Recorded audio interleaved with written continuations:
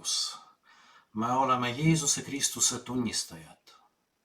Sellest saavad aru kõik kristlased.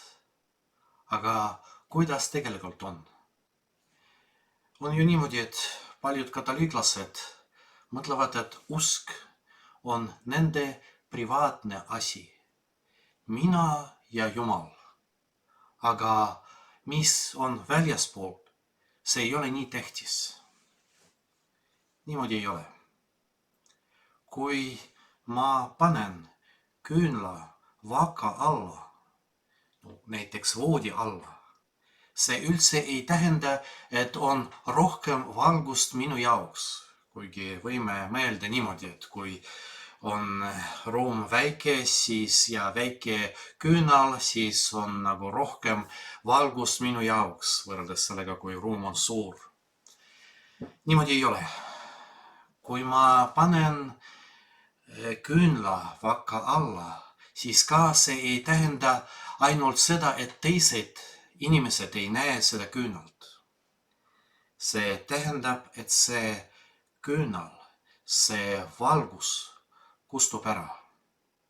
Mis see tähendab? See tähendab, et seda valgust ei ole isegi minu jaoks. Ma võin hoolitseda seda valguse eest, aga kui ma ei taha sellega jagada teiste inimestega, see kustub. Vaka all, see tähendab mingi kausi alla, seal, kus ei ole õhku. Ja see küünal kustub ära. Paljud inimesed tahavad, et oleksid head suhted Jumalaga. Et Jumal teeks midagi nende jaoks. Ja tulevad näiteks kirikusse selle jaoks, et saada näiteks rahu. Muidugi arusaadav.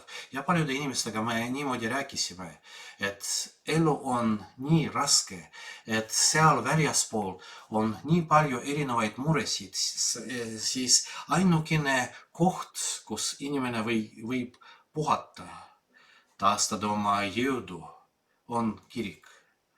Ja muidugi nende inimeste arvates, kui nad peavad ka kirikus tunnistama Jeesusest Kristusest, isegi mitte ainult kirikus nad peavad ka midagi tegema, mitte istuda vaikselt Jumala ees. On erinevaid jumalateenistusi, adoratsioon, kui me istume vaikuses, aga ka midagi ka tegema. Inimesed peavad olema tunnistajad ka teiste katoliiklaste jaoks, kes on siin selles samas kirikus, et nende jaoks Jeesus Kristus on väga tähtis ja nad oma tegevuste kaudu otsivad Jeesus Kristust oma elus. Aga eelkõige kiriku väljaspoolt, kui ma tunnistan, et Jeesus Kristus on minu jaoks tähtis ja mitte ainult tegudega, tavaliselt räägitakse vastupidi, mitte ainult sõnadega, aga tegudega, mitte ainult tegudega, et ma näitan, et minu jaoks Jeesus Kristus on väga tähtis, aga väga tihti sõnadega ja eelkõige sõnadega ma ei karda seda öelda, et inimene räägib Jumalast. Ta tahab, et teised inimesed pöörduksid Jumala poole. Kui ta seda ei tee, siis võib juhtuda niimoodi, et ta kaotab oma usku.